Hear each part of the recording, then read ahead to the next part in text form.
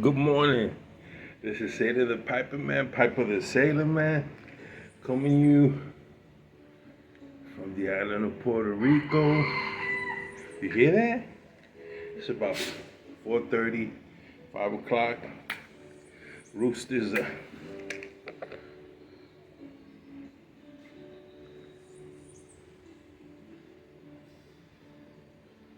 bringing in the new day.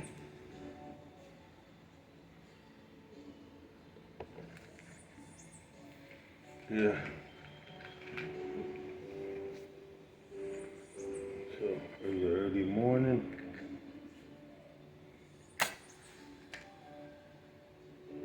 Listening to instrumental music.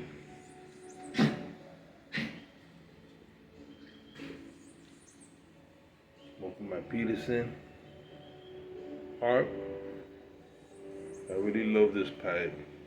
But I'm gonna get it a friend. The Savinelli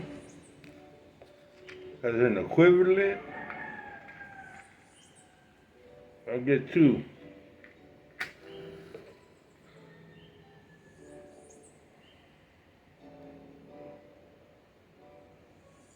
What I want to talk about,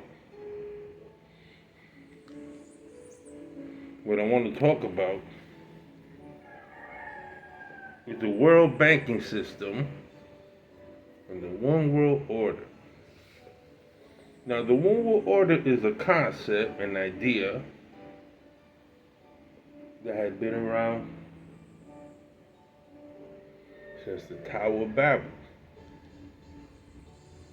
It seems from ages and generations, man or individuals have had an attempt to bring together the human race under one government. You have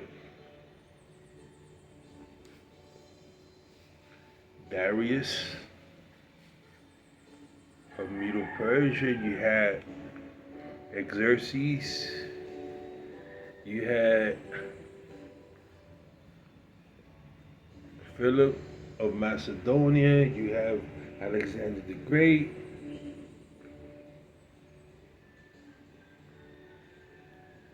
you had the pharaohs of Egypt that tried it,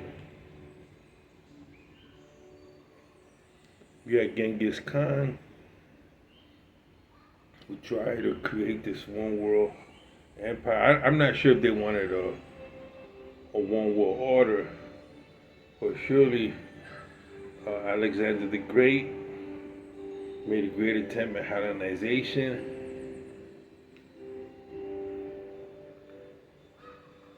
After Greece, it was the Romans.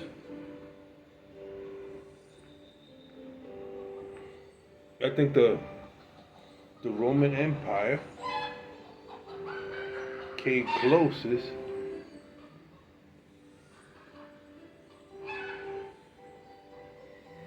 became the closest to creating that. At that time, the then known world.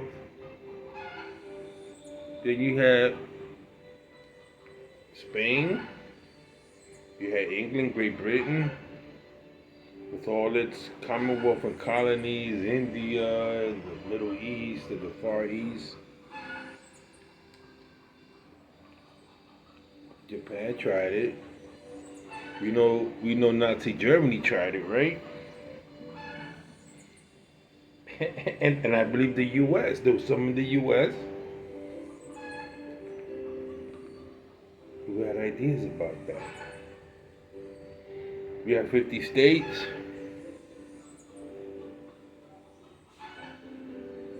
That's a lot of territory, right? I don't know if you've been to every state. I haven't.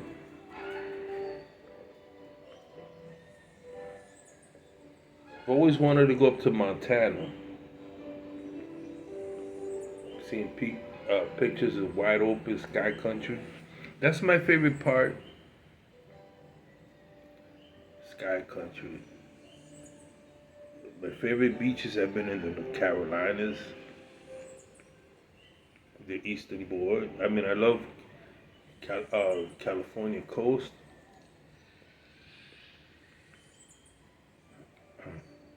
Taking Pacific Highway, traveling from Baja California all the way up San Francisco, past San Francisco, Oregon, and then heading Tacoma, Seattle.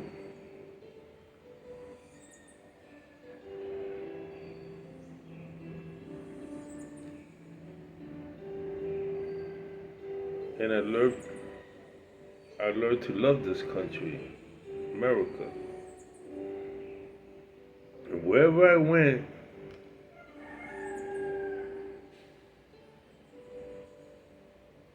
I was always treated well. But then I always have this smile. I don't know why I smile like that, but it's inviting. There was a story where it's a true story. I was heading up to Yosemite Park. Going up, going up, going up. At around the 7,000 level, sea level. It was an old town. A quainty old town, settlers. I don't know if they were settled by 49ers or descendants of 49ers. But they had these, which I still love, this cafeteria. And so we made a pit stop. A friend of mine, Patricia, we made a pit stop. I said, Patricia, we made a pit stop. You could smell the pine. I looked, I could see, I'm not sure they were sequoia, they were really, really huge trees. And I'm standing there and I'm looking at this old town, log cabins, and they had this main road. And by the architecture, it looked like it was built in the 1800s. And I stood there, and man, I could breathe. And there's a cafeteria, so we went in, and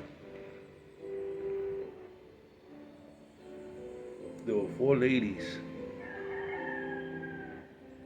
over in the corner. And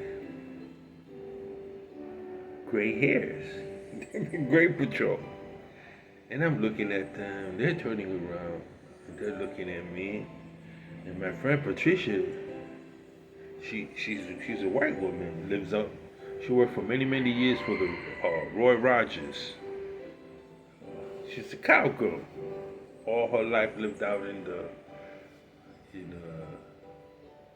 Mojave Desert. All her life, man. So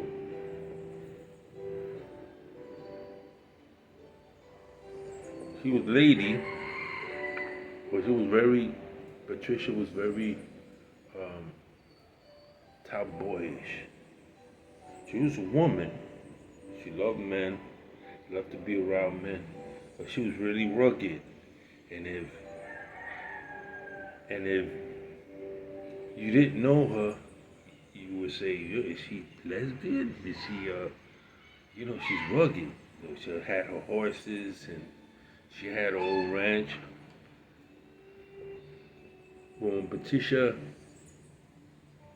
got in the kitchen, boy, you knew she was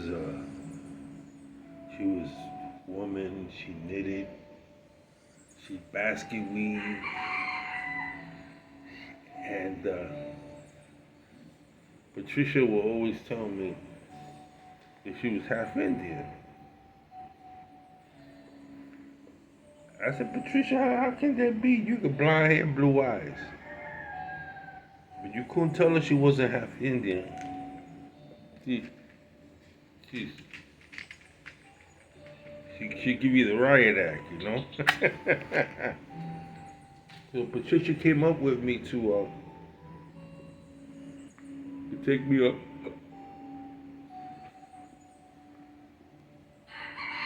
to Yosemite Park.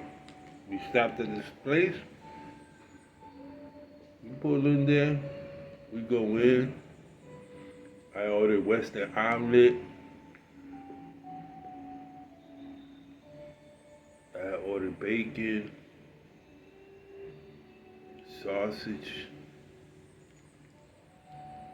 nice cup of coffee. Coffee smells so good. You can tell it was roasted, grounded. The first thing you hit you was that coffee when you went into that cafeteria. The lady, good morning, and I said good morning. Waitress comes over, she looks at me, and she goes, "Oh, you're handsome, handsome man." I was way skinnier now, and I got this cheesy smile. I'm looking at the ladies, and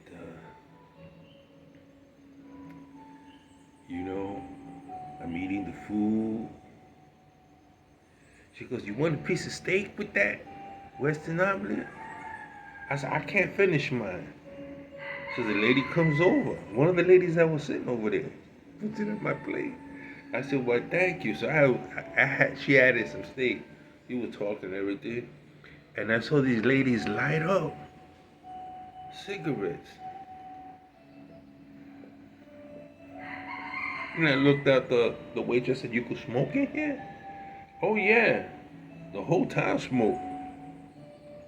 We don't care about no laws." I said, "You kidding me?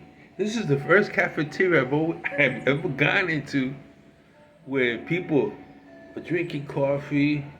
Some truckers that they came through were sitting over there, and it was like, I don't know, a scene from the old West, where you go into a saloon and it's and the fog or the smoke is there. I said, "Really?" I said, "Can I smoke my pipe here?" She goes, "Oh yeah." So I'm eating Western omelet, bacon, sausage. I had a Canadian at the time. The Canadian Ashton pipe from old Captain Black. Said I light up. And Patricia's having a good old time. Patricia, she liked those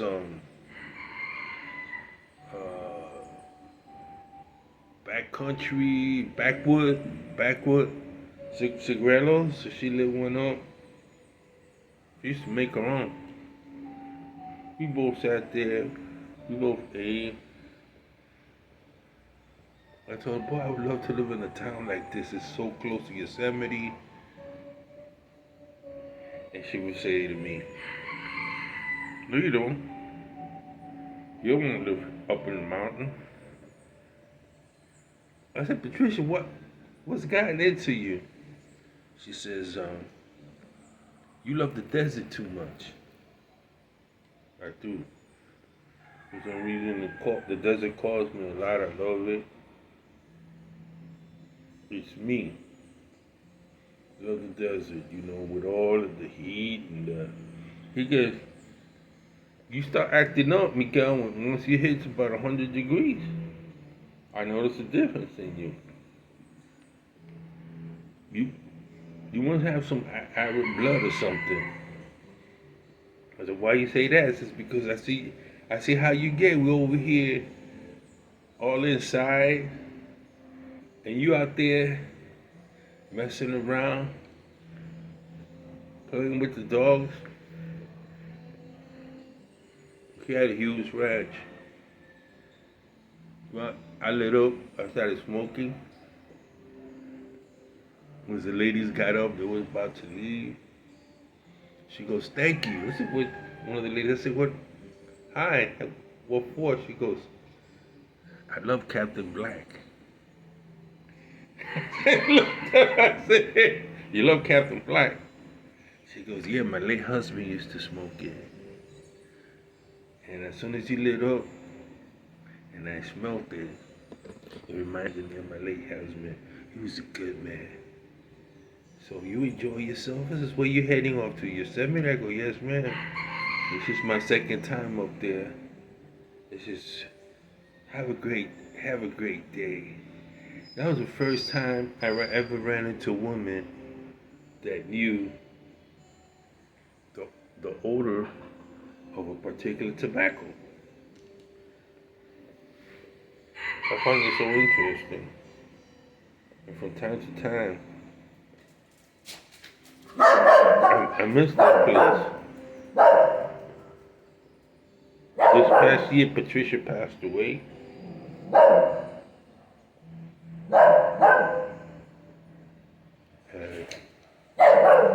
Patricia was 88 years old. Great friend. Gonna miss her. I used to love going out to the desert and But she lived a quiet, great life, great woman.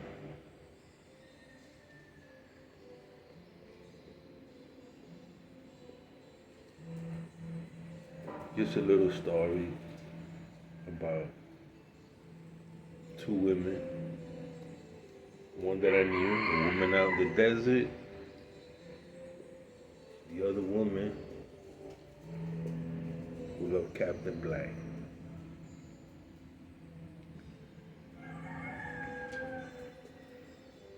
If you haven't done travel the United States.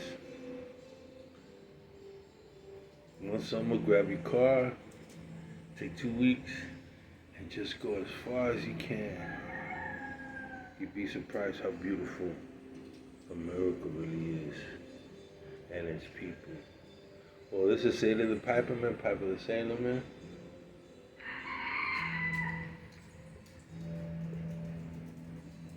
Smoking this morning.